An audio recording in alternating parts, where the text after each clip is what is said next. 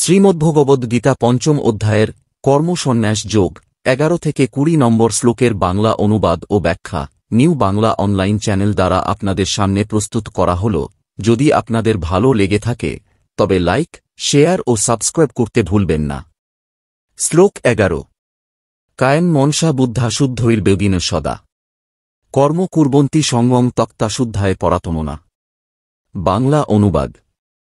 যোগীরা শরীর, মন, বুদ্ধি এবং শুধুমাত্র ইন্দ্রিয়ের সাহায্যে সংযোগ ত্যাগ করে নিঃস্বার্থভাবে কর্ম করেন আত্মার শুদ্ধির জন্য। ব্যাখ্যা।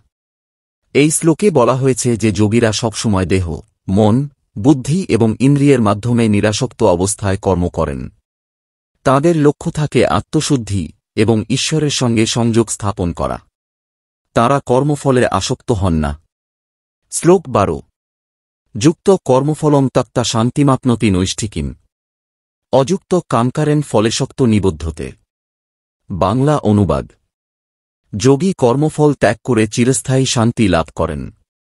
অপরপক্ষে যারা সংযুক্ত নয় তারা ফলের প্রতি আসক্ত হয়ে বন্ধনের মধ্যে আবদ্ধ হয়। ব্যাখ্যা। কর্মফল ত্যাগের মাধ্যমে এক যোগী স্থির শান্তি অর্জন করেন, কিন্তু সাধারণ মানুষ যারা কর্মের ফলের প্রতি আসক্ত তারা বন্ধনের শৃঙ্খলে আবদ্ধ হন। শ্লোক 13। সর্বকর্মাণি মনসা সন্ন্যসাস্থে সুখং বসি নবদ্বারে পুরে দেহি নৈব কুর্বণ্য কার্যং। বাংলা অনুবাদ। আত্মজ্ঞানী ব্যক্তি নিজের সমস্ত কর্মকে মনের মধ্যে পরিত্যাগ করে দেহের মধ্যে অবস্থান করেন, যেন তিনি কিছুই করেন না এবং কিছু করান না।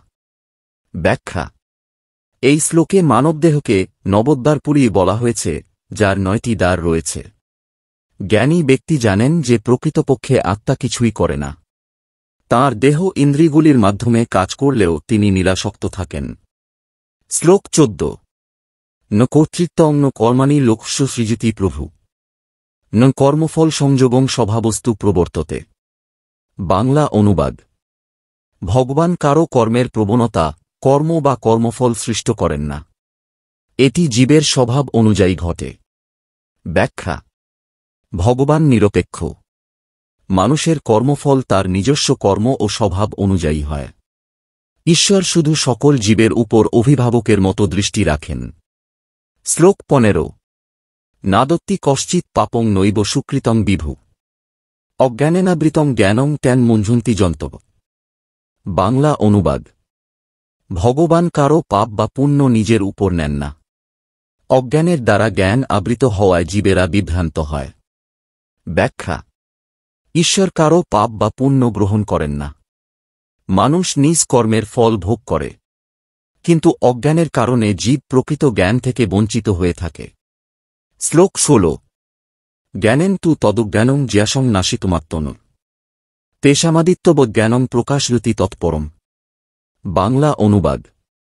যাদের আত্মার অজ্ঞানের অন্ধকার জ্ঞানের দ্বারা বিনষ্ট হয়েছে তাদের জ্ঞান সূর্যের মতো উজ্জ্বল হয়ে প্রকাশিত হয়। ব্যাখ্যা। অজ্ঞানের অন্ধকার দূর করার একমাত্র উপায় হল সত্য জ্ঞান। এই জ্ঞান লাভ হলে জীব প্রকৃত সত্য উপলব্ধি করে। শ্লোক 17। তদ্বুদ্ধরস্তদাত্মানস্তনিষ্ঠাস্ত পরায়ণা গচ্ছন্ত পুনরাবৃত্তিং জ্ঞান নির্ধুত কলমসা। বাংলা অনুবাদ। যাদের বুদ্ধি, মন এবং ভক্তি ঈশ্বরে নিবদ্ধ তারা জ্ঞান দ্বারা পাপমুক্ত হয়ে পুনর্জন্ম থেকে মুক্তি লাভ করেন। ব্যাখ্যা। ভগবানে মনোনিবেশ করে এবং জ্ঞান দ্বারা সমস্ত পাপ ধুয়ে ফেলে মুক্তি পাওয়া সম্ভব। শ্লোক 18। বিদ্যা বিনয় সম্পন্নে ব্রাহ্মণে গবি হস্তিনী শুনি চরিব সপাকে চ পণ্ডিতা সমদর্শিনা। বাংলা অনুবাদ। যারা জ্ঞানী তারা বিদ্যাবিনয়পূর্ণ ব্রাহ্মণ, গরু, হাতি, কুকুর এবং কুকুরভোজীকে সমানভাবে দেখেন। ব্যাখ্যা। সত্যজ্ঞান অর্জন করলে ব্যক্তি সব জীবের মধ্যে সমানভাবে ঈশ্বরের উপস্থিতি দেখতে পান। শ্লোক 19।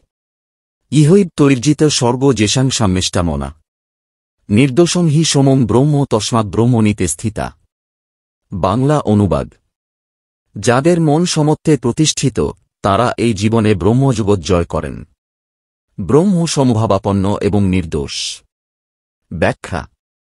সমত্ববোধ অর্জন করলে মানুষ জীবিত অবস্থায় মুক্তি লাভ করে। শ্লোক 20। ন প্রহৃষ্যেত প্রিয়ং প্রাপ্য নদ্বিজেত প্রাপ্য চাপ্রিয়ম। স্থির বুদ্ধির সমূঢ় ব্রহ্মবিদ ব্রহ্মণি স্থিত। বাংলা অনুবাদ। যিনি প্রিয় বস্তু প্রাপ্তিতে আনন্দিত হন না এবং অপ্রিয় বস্তু প্রাপ্তিতে দুঃখিত হন না, তিনি স্থির বুদ্ধি, বিভ্রান্তিহীন এবং ব্রহ্মজ্ঞানী। ব্যাখ্যা। সত্যজ্ঞানী ব্যক্তি সুখ দুঃখে সমান থাকেন। তিনি আসক্তিহীন ও আত্মস্থ হয়ে থাকেন। এই শ্লোকগুলোতে ভগবান শ্রীকৃষ্ণ জীবনের আসল লক্ষ্য, কর্মের প্রকৃতি এবং মুক্তি লাভের পথ সম্পর্কে দার্শনিক ও ব্যবহারিক জ্ঞান দিয়েছেন। দেখা হচ্ছে শ্রীমদ্ভাগবত গীতার পরবর্তী ভিডিওতে। তাই ভালো থাকুন, সুস্থ থাকুন আর দেখতে থাকুন নিউ বাংলা অনলাইন চ্যানেল।